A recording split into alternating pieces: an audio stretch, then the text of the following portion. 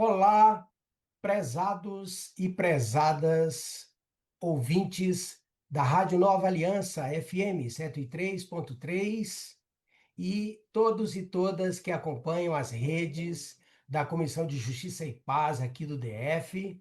Estamos hoje em mais um programa de Justiça e Paz, este programa que todos e todas já estão acostumados e acostumadas a acompanhar e sempre trazendo aqui uma temática que é importante para as nossas vidas e para o nosso cotidiano. Eu hoje estou aqui com uma pessoa que se chama Francisco Whittaker, mas ele costuma ser chamado de Chico, então eu vou pelo Chico mesmo. Como é que você está, meu amigo? Tudo em paz? Diga aí quem você é, por gentileza. Desculpe, eu tenho um pouco de problema de audição. Tá? Repete a última pergunta. Eu digo, se apresente um pouquinho para os nossos ouvintes e para as nossas Ah, ouvintes. pois não, vocês viram pela minha dificuldade de ouvir que eu não sou, apesar da minha cara às vezes parecer, digamos, parecer mais jovem, eu sou, na verdade, eu sou da quarta idade. Aquela idade que a gente começa aos 90 anos e vai eventualmente até os 100. Mas espero que vá mesmo mais. O fato é que eu sou um velho militante de causas sociais em geral. É uma coisa que começou a ser lançado quando eu era da JUC, Juventude Universitária Católica, nos anos 50, aqui em São Paulo.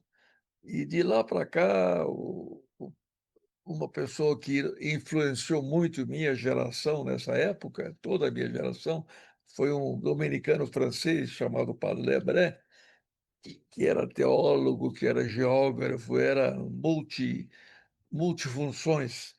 Ele tinha uma colocação para nós jovens importante, pela qual ele dizia: olha, essa história de pecado, etc., precisa ver bem, porque tem um pecado que é realmente grave, é o mais grave.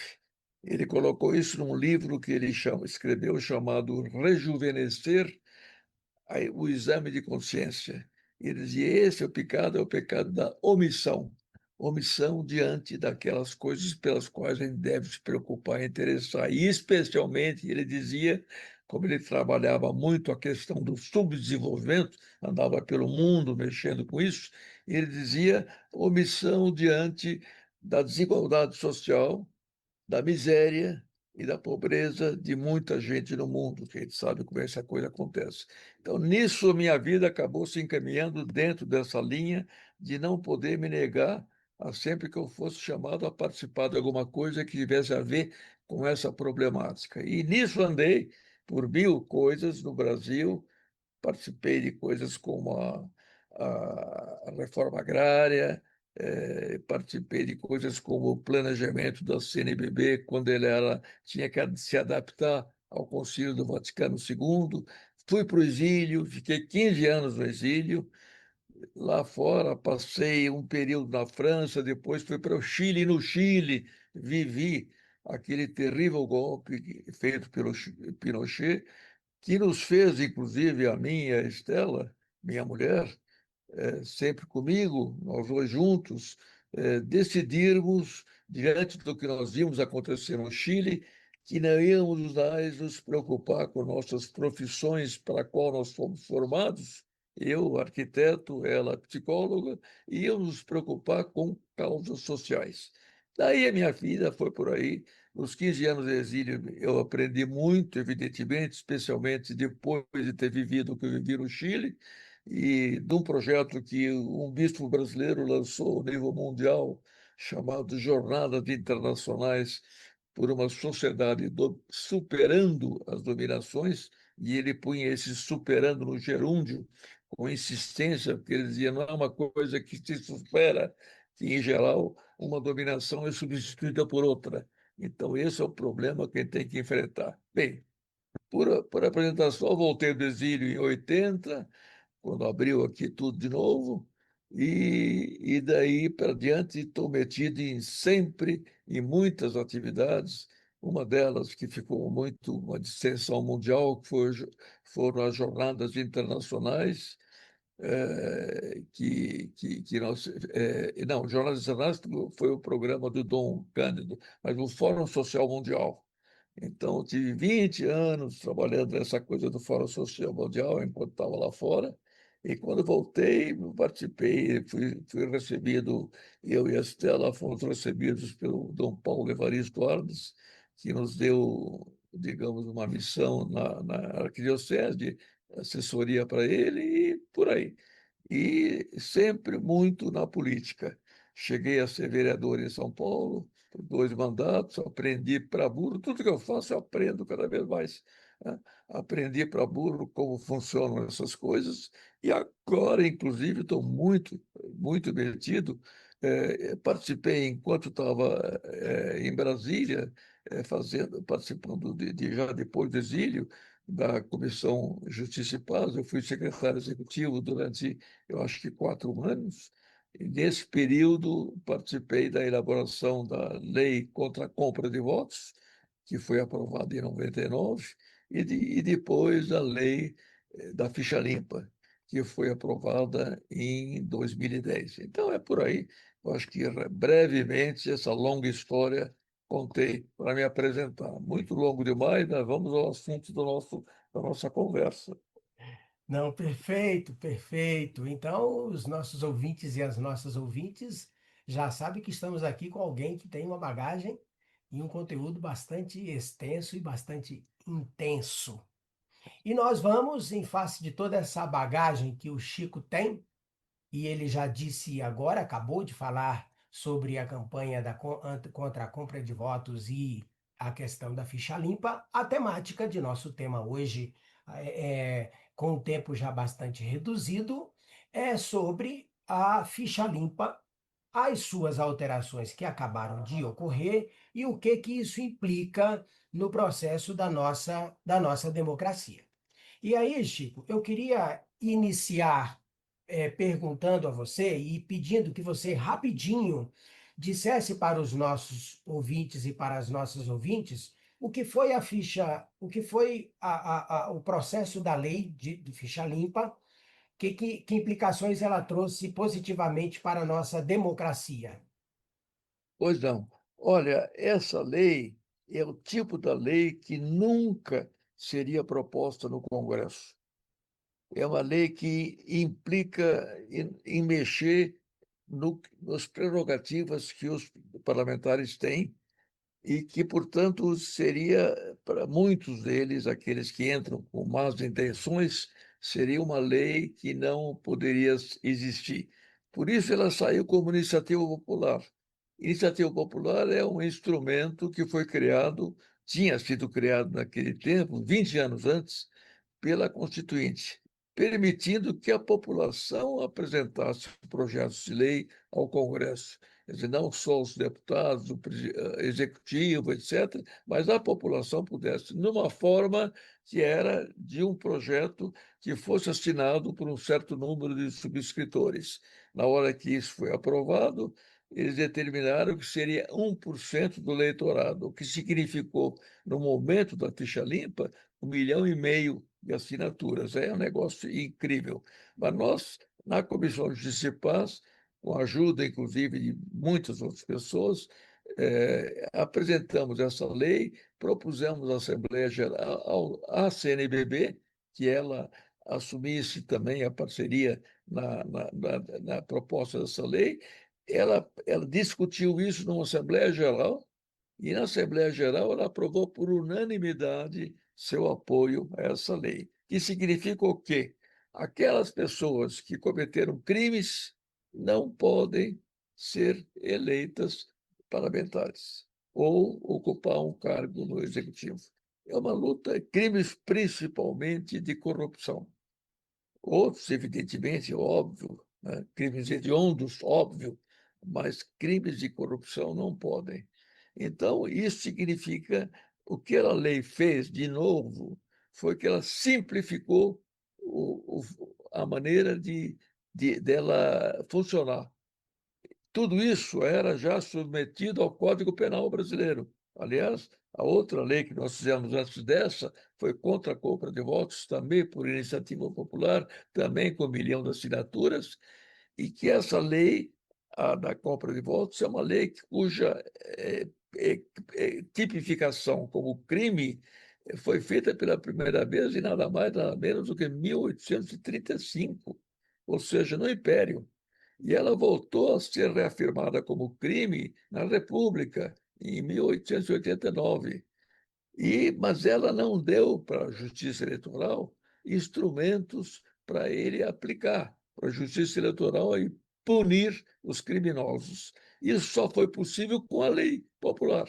E a lei popular estabeleceu um sistema segundo o qual isso seria, uma vez denunciado e provado provas de que a pessoa cometeu um determinado crime,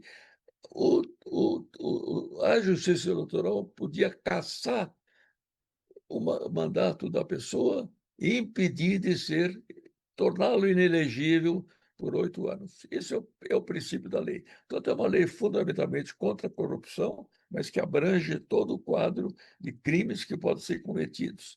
E essa lei, a primeira lei ensejou a criação de um movimento de combate à corrupção eleitoral, que participou e ativou a busca de denúncias para ela funcionar a partir de 1999, e também ela entrou na discussão da apresentação da, da lei da ficha limpa. Aliás, ela foi redigida fundamentalmente por um jurista, um juiz de direito, que nós conhecemos na época da outra lei anterior. Ele era o juiz lá de uma comarca do Maranhão, e o bispo de lá colocou ele em contato, um bispo, aliás, muito bom, que morreu, infelizmente.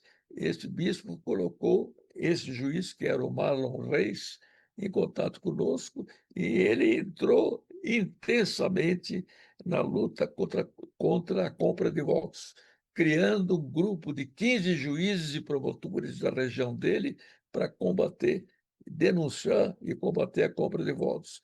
E com a lei da ficha limpa, ele entrou para ajudar na elaboração. Ele agora está sendo chamado, inclusive no Jornal Nacional de alguns dias atrás, que se falou da ficha limpa, ele foi a pessoa que foi chamada para explicar o que estava acontecendo. Isso, o que é que está acontecendo? Evidentemente, quando essa lei foi apresentada, houve parlamentares que disseram: não, é uma loucura, essa lei ela é como ela é mais fácil uma vaca voar do que essa lei ser aprovada no Congresso. E não é que nós conseguimos aprovar, aprovamos a lei, conseguimos que ela fosse aprovada, e ela começou a funcionar desde 2010, inclusive punindo muita gente. Agora, o que aconteceu agora é que nessa linha do legislativo entrar muito nas questões do executivo, ele propôs uma reforma da lei. Isso. Essa Então, reforma Chico, inviabiliza a lei, isso. ou Então, tira todo o seu poder. ótimo. Por quê? Antes de passarmos adiante, Chico, só queria então fazer um resumozinho para os nossos ouvintes e para as nossas ouvintes. Então, esta lei, que foi uma das poucas de iniciativa popular e grande iniciativa, né, naquele período, né, realmente deu um suporte de honestidade e de alerta, não é? Trouxe o suporte para a honestidade e para alerta à cidadania para que ela estivesse mais resguardada quando da escolha e quando da eleição dos seus candidatos. Então, isso realmente foi bastante significativo para que a nossa democracia se tornasse um tanto quanto mais robusta, principalmente naquele momento inicial, né? E aí, como você Exatamente. mesmo disse, agora a gente teve essas, porque não foi só uma, né, Chico? Foram várias alterações que alguns dizem que não foram nada boas. O que que você acha disso? Não, alterações que, inclusive, era uma questão para o Lula vetar essa lei que eles aprovaram, mas o Lula vetou parte dela, mas não vetou o essencial dela. ela votou uma parte que permitia, entre outras coisas, que o próprio Bolsonaro perdesse a inelegibilidade, se tornasse elegível, imaginou? E, além do mais, ela deixou todos os outros crimes eleitorais que existem passíveis de ficarem impunes. E, para te dar um exemplo, o que ela fez precisamente foi a lei seria aplicada e a punição de inelegibilidade seria aplicada a partir a lei estabelece isso a partir do fim da condenação de outras condenações que a pessoa tivesse sido feita, seja de improbidade administrativa, seja que são, em geral, punidas com multa e outras coisas, e inelegibilidade. Quando passasse o prazo dessa punição, contaria o tempo da nova punição de 8 anos. O que eles fizeram? Mudaram isso, que a prazo, a punição da lei da ficha limpa começa a valer a partir da primeira condenação. Então, para dar um exemplo que todo mundo conhece, tem um cidadão que já foi punido por tudo que fez, inclusive muito vinculado ao impeachment da Dilma, foi o Eduardo Cunha. Se essa lei vigorar como ela foi feita agora, ele já se tornaria elegível, enquanto ele está tendo que esperar 8 anos para voltar. Em vez disso, ele não só está funcionando na Câmara, tem um gabinete, ele tem uma filha que é deputada federal, então o gabinete dela virou o gabinete dele, e ele está atuando nessas coisas todas que estão assustando todo mundo, que a Câmara está fazendo uma atrás da outra, tipo lei da bandidagem, tipo a anistia, etc. Então, esse é o problema da lei. Ela vai jogar de novo na nossa política pessoas que a sociedade já eliminou por um certo tempo e que eles devem ficar mais tempo fora. Essa é a grande coisa. Agora, por sorte, o tal movimento que eu disse que foi criado, e um dos participantes dele é exatamente o juiz Marlon Reis, esse movimento entrou com uma ação no Tribunal Superior Eleitoral pela in- inconstitucionalidade dessa lei, por dois motivos. Primeiro motivo, que ela tocou uma série de cláusulas pétreas da Constituição, coisa que não pode. Segundo, muito importante, muito malandramente, o Senado modificou coisas estruturais da lei, o que obrigava o Senado a mandar que a lei voltasse para a Câmara dos Deputados para ser novamente aprovada com as modificações que eles fizeram. Eles não fizeram isso, eles não mandaram. Então, tem uma ilegalidade na atual lei proposta por eles total. Quer dizer, um problema de encaminhamento que é essencial. Quando uma lei é aprovada na Câmara, se manda a lei para o Senado aprovar. Se o Senado não modificar nada de essencial, de estrutural, a lei vai para o presidente promulgar. Mas se ele introduzir alguma coisa que interfere na própria estrutura da lei, tem que voltar para a Câmara. Eles esqueceram isso. Olha, fica por isso mesmo, está tudo bem, etc. Ou seja, a vaca que tinha voado sentou de novo no chão. E aí agora nós temos que fazer com que ela voe de novo. Essa é a nossa grande tarefa agora. Entendi, entendi. Então, há a esperança de que, eventualmente, a justiça declare a inconstitucionalidade desta lei, né? Mas, de todo, se isso não acontecer, novamente a cidadania vai ter que estar muito atenta, para que, nas escolhas que vamos fazer proximamente, a gente se lembre dessas pessoas que foram atingidas pela lei da ficha limpa e que agora, porventura, podem estar, né, liberadas legalmente para voltar. A gente tem que recordar isso, né, Exato. Chico? Mas, Vicente, deixa eu aproveitar os minutinhos que devem restar para falar da lei anterior, antes da ficha limpa, que é a lei contra a compra de votos, foi essa lei que também, com 1 milhão de assinaturas, imagina o que acolheu 1 milhão de assinaturas, e naquele tempo não tinha jeito de apertar o botãozinho assim do computador e assinar, não, tinha que pegar um a um na mão, ali na pessoa assinar, e significava que ela tinha que tomar conhecimento da lei, a gente tinha que discutir e convencer a pessoa, e a pessoa então assinava.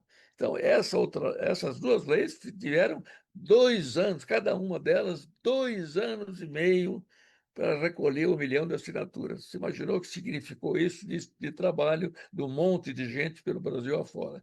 Agora, a outra lei, que foi a primeira que aconteceu isso, que também não se falou, mas eles falariam, essa mais ainda, é uma que impede pessoas que comprem votos sejam eleitas, comprando votos. E o nosso movimento Combate à Corrupção Eleitoral e outros movimentos que estão se integrando nisso, esse movimento constatou que, na verdade, a compra de votos é o modo mais fácil de uma pessoa ser eleita. Então, quem que se aproveita disso? Ele não tem que convencer eleitor, contar o que ele quer fazer, o que ele promete, etc.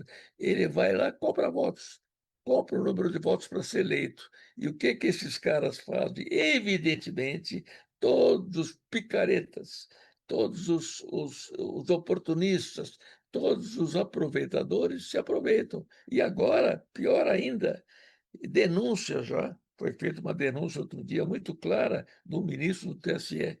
Quem está querendo fazer isso também já fazia seguramente com alguns deputados. Mas quem está querendo fazer nada mais nada menos que o crime organizado. Agora, se imaginou, se essa lei outra não for respeitada, o nosso Congresso vai por água abaixo, porque o principal problema dele atual, que ele está extrapolando as suas funções e destruindo o equilíbrio entre os poderes, ele está tomando o poder do executivo, inclusive o atual presidente disse até que ia votar o parlamentarismo. Para quê? Para tomar poder do executivo. Esse pessoal que não tem qualidade ética e qualidade política para ele fazer com que o legislativo cumpra a sua função essencial, que é de fazer as leis, sendo que, detalhe, muita gente não sabe que o Estado democrático de direito, que nós sempre falamos, significa que a lei está acima de tudo. Então, ninguém pode desrespeitar a lei, nem o presidente da República. E se ele desrespeitar, toma o impeachment. Ou seja, eles com isso bloqueiam a ação do legislativo, do executivo. Quer dizer, o executivo não pode fazer coisas que só pode fazer o que é autorizado por lei, e eles não aprovam a lei que o executivo pede para ser aprovada. Você percebe como isso está Perfeito, misturado? Agora, perfeito. nós, o mesmo movimento, e nós todos que estamos nessa, estamos lançando uma grande campanha para vigorar nos próximas 3 eleições, até 2030, que é a terceira eleição. Vamos fazer com que essa lei seja cumprida, a de compra de votos, seja cumprida integralmente, de fato. Ela foi cumprida nos 3 primeiros anos, nas 2 primeiras eleições, depois dela ser aprovada. Mas depois se esquece e ela se naturaliza e a compra de votos funciona Continua acontecendo, né? desbragadamente no Brasil. Mas acho que eu Perfeito. já passei meu tempo, tenho impressão, não Sem passei? problemas, sem problemas. Mas Muito bem, esse que é o importante. fato concreto aqui, eu queria talvez chamar a atenção dos Tá, nossos ouvintes para a campanha que está sendo feita. ok, Essa campanha se chama Campanha pelo Fim da Compra e Venda de Votos no Brasil. tá certo. Essa campanha vai ter, inclusive, pedir para muitos comitês populares de fiscalização eleitoral sejam criados em todo o Brasil, Tá para que certo. qualquer compra de votos seja denunciada para a Justiça Eleitoral e ela casse o mandato do cidadão e ele se torna inelegível.